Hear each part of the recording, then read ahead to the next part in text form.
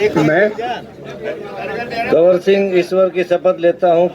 मैं सत्य निष्ठा से प्रतिज्ञा करता हूँ कि मैं विधि द्वारा स्थापित भारत के संविधान के प्रति सच्ची श्रद्धा और निष्ठा रखूँगा। मैं नगर पालिका धावड़ा के प्रधान पद के रूप में अपने कर्तव्यों के निष्ठापूर्वक और अंतःकरण से निर्वहन करूँगा तथा मैं सभी प्रकार के लोगों के साथ बिना किसी भय, पक्षपात, स्नेह या वैमनस्य के संविधान तथा विधि के अनुसार कार्य एवं न्याय करूँगा।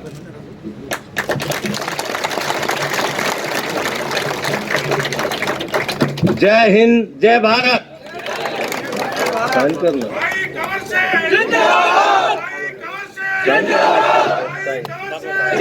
मौजूद केंद्रीय मंत्री राव इंद्रजीत जी, हमारे यहाँ से नगर पालिका के चेयरमैन बने कंवर सिंह जी, सबसे पहले तो मैं इनको बधाई देता हूँ कि लंबे समय के बाद आखिरकार इनका फैसला आया और ये चेयरमैन के रूप में यहाँ पर बने। मैं तो कंवर सिंह जी से यही कहूँगा कि आप लोग जितने भी हमारे पार्षद हैं उन सभी को साथ लेकर चलें, क्योंकि धारवेड़ा के अंदर बहुत सारी समस्याएं हैं और अभी पिछले साल 1 साल से क्योंकि यहाँ पर कोई चेयरमैन नहीं रहा तो ये जो हमारी समस्याएं थी ये बहुत ज़्यादा बढ़ गई हैं। तो हमने तो हमेशा कोशिश ये करी कि पिछले 2 साल में कि सारे मुद्दे आप लोगों के धारवेड़ा के हम लोग उठाए। अब ये चेयरमैन बने हैं, इनके ऊपर बहुत बड़ी जिम्मेदारी आई है, तो मैं इनसे यही कहूँगा कि अच्छी तरीके से ये काम करें। धारवेड़ा की बहुत सारी समस्याएं, चाहे गंदे पानी की एक बहुत बड़ी समस्या आप जानते हैं धारवेड़ा की है, बस स्टैंड बहुत समय से हमारा नहीं बन पाया है। हमारे सांसद राव इंद्रजीत जी भी यहाँ पर आए हैं, मैंने तो विधानसभा के अंदर लगातार इस मुद्दे को वहाँ पर उठाया। मैं तो आशा करूँगा कि ये भी इस मुद्दे को आने वाले समय के अंदर सरकार के समक्ष रखे, क्योंकि इनकी सत्ता के अंदर भागीदारी भी है। और बस स्टैंड आप जानते हैं कि बहुत समय से हमारा बन नहीं पाया है और लोगों को बहुत ज़्यादा असुविधा उस वजह से होती है। एक हमारी जो पीएचसी यहाँ पर है वो भी बहुत जर्जर हालात के अंदर है, वहाँ पर एम्बुलेंस भी नहीं है, तो मैं इनसे ये कहूँगा कि उसकी तरफ भी ये ध्यान दें। ज़्यादा समय ना लेते हुए मैं तो यही कहूँगा कि जनता का जनादेश यहाँ पर आया है, कंवर सिंह जी को इन्होंने चुना है। मैं तो ये कहूँगा जिस जनादेश के ज़रिए आज इनको चुना गया है उनके ऊपर ये खरे उतरे, लोगों के विश्वास के ऊपर ये लोग कायम रखें। जय हिंद, जय भारत।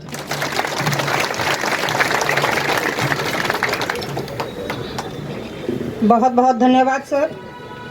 अब मैं हमारे माननीय डिस्ट्रिक्ट प्रेसिडेंट हुकमचंद जी, chairman Kanwar Singh ji, vice chairman Ajay Jangra जी, सभी सम्मानित काउंसलरगण, भाई सुनील मुसेपुर, शशि बाला एक्स चेयरमैन ज़िला परिषद, जगफूल सिंह वाइस चेयरमैन ज़िला परिषद, सम्मानित मंच, इलाके की आई हुई सरदारी, सभी सम्मानित बुजुर्गों, नौजवानों, माता बहनों और दोस्तों, बात दुरुस्त कही कि बड़े मशक्क़त के बाद कंवर सिंह को आज ये नसीब हुआ कि वो ओथ ले पाए।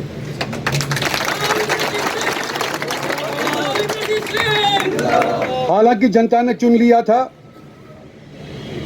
लेकिन कानून व्यवस्था कई बार इस तरह की चरमरा जाती है या चमरा दी जाती है कि जनता की जो आवाज़ है उसके ऊपर मोहर नहीं लग पाती। और आज बड़ी मशक्क़त के बाद कंवर सिंह ने अपना जो ओथ लिया है, अपनी तरफ से मैं इसको शुभकामना देना चाहता हूँ।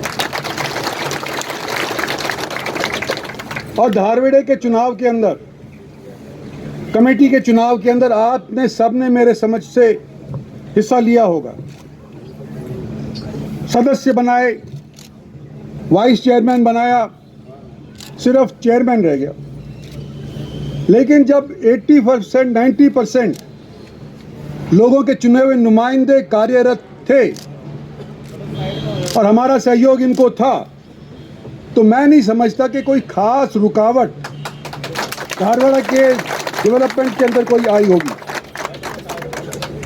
लेकिन एक बार चेयरमैन हो जाए तो बात को 4 चांद लगी जाती है। और मैं भी यही कहूँगा कि जो इखलास वाइस चेयरमैन के चुनाव के अंदर मार्शदगंज ने दिखाया था,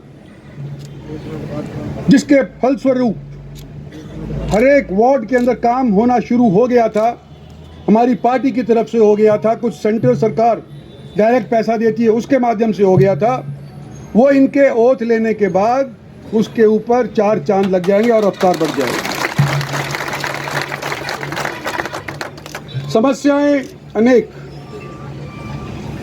धारवेड़ा एक टाइम तो उम्मीद यूँ हुआ करते थे कि दक्षिणी हरियाणा के लिए यहाँ की इंडस्ट्री के मार्फत माली हालत, संपत्ति, रोजगार इस क्षेत्र को मिलेगा। लेकिन धारवेड़ा का जो इंडस्ट्रियल एरिया है, आप भी जानते हैं, मैं भी जानते हूँ कि किस तरह से पिछले दशकों के अंदर ये पनप नहीं पाया।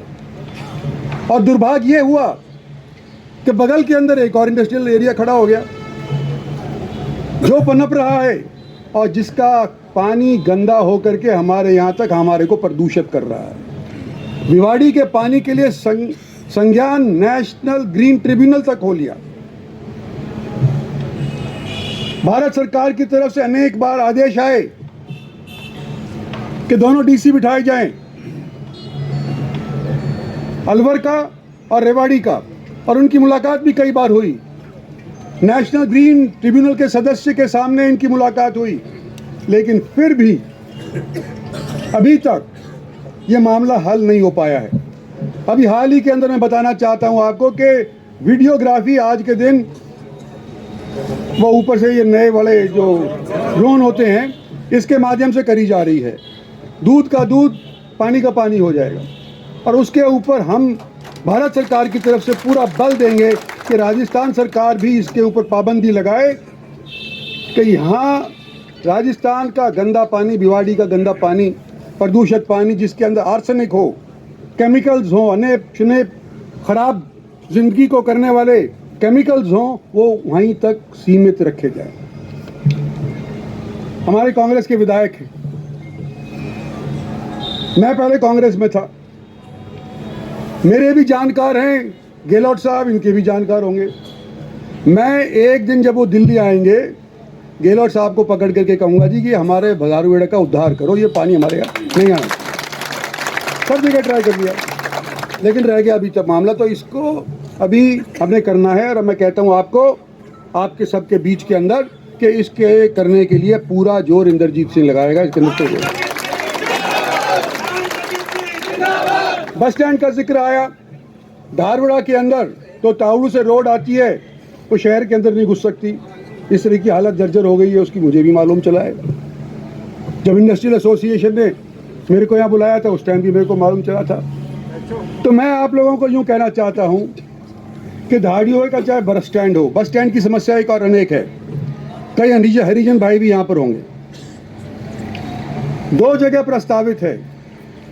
एक जगह तो यहाँ प्रस्तावित ऐसा है जहाँ पर हरिजनों की बने हुए मकान के ऊपर बुलडोजर चलाने की आवश्यकता पड़ेगी, और दूसरा रोड के परली तरफ है।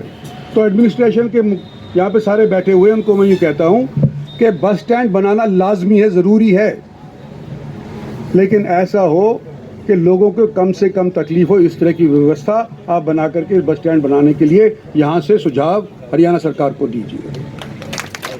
ये मोटे मोटे तौर के ऊपर आज ही इतना ही कहना चाहता हूँ। आज आपसे मुलाकात हो गई, कोरोना का दौर रहा, 3 बार दौर आया। दूसरे दौर के अंदर तो बहुत हमारे साथी हमारे से छिन गए, और मैं तो ये हैरान हूँ कि हमारे गुड़गांव के अंदर बढ़िया से बढ़िया चिकित्सा होने के बावजूद भी किसी एक व्यक्ति को, बुजुर्ग को अगर कोरोना हो गया था दूसरे दौर के अंदर, तो उसका बेटा तो यूँ कहता था मेरे से कि मेरे को, मेरे पिताजी को मेदांता के अंदर दाखिला दिलवाओ, और बापू यूँ कहता था कि अगर मैं मेदांते के अंदर चले गया, जीऊँ या मरूँ वो तो ऊपर वाले के हाथ के अंदर है, लेकिन अगर जी भी गया तो मेरा जीवन दुर्लभ हो जाएगा, क्योंकि वेदांता का बिल कौन चुकाएगा, मेरा घर बिक जाएगा, मेरी धरती बिक जाएगी। तो घर मरना मंजूर किया बुड्ढे ने। ऐसे भी हमारे साथी, हमारे आगे की पीढ़ी के सोचने वाले हैं। कि मरूं जीऊं घर में मरूंगा, लेकिन अगर मर भी गया तो कम से कम मेरे बेटे की ज़मीन तो नहीं बिकेगी। इस तरह का दौर ना आपने पहले देखा था ना मैंने पहले देखा था, और उम्मीद यही करते हैं कि आने वाले समय के अंदर दोबारा से ना देखना पड़े। नया साल है, नया साल है। मैं आज इस मंच से यही आपके लिए शुभकामना देकर के जाना चाहता हूं कि आने वाले समय के अंदर आप लोग स्वस्थ हो, आपका कुनबा संगठित रहे, और आने वाले समय के अंदर जो मेरे लिए या मेरी पार्टी के लिए मेरे हुकमचंद प्रधान बैठे हुए हैं, हमारी पार्टी शासित है, दिल्ली में भी शासित है और प्रदेश के अंदर भी शासित है। जो आप लोगों ने हमारे को ताकत दी है वो आपके सदुपयोग के लिए इस्तेमाल करेंगे, अपने निजी स्वार्थ के लिए इस्तेमाल नहीं करेंगे। ये आश्वासन देकर के आपसे इजाज़त चाहता हूँ। धन्यवाद और जय हिंद।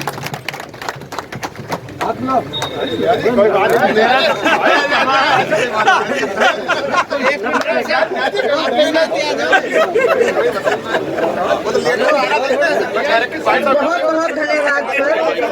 अब मैं जिला प्रधान बीजेपी हुकमचंद यादव जी से आग्रह करूंगी तो आभार ज्ञापित करें। श्री हुकमचंद यादव जी।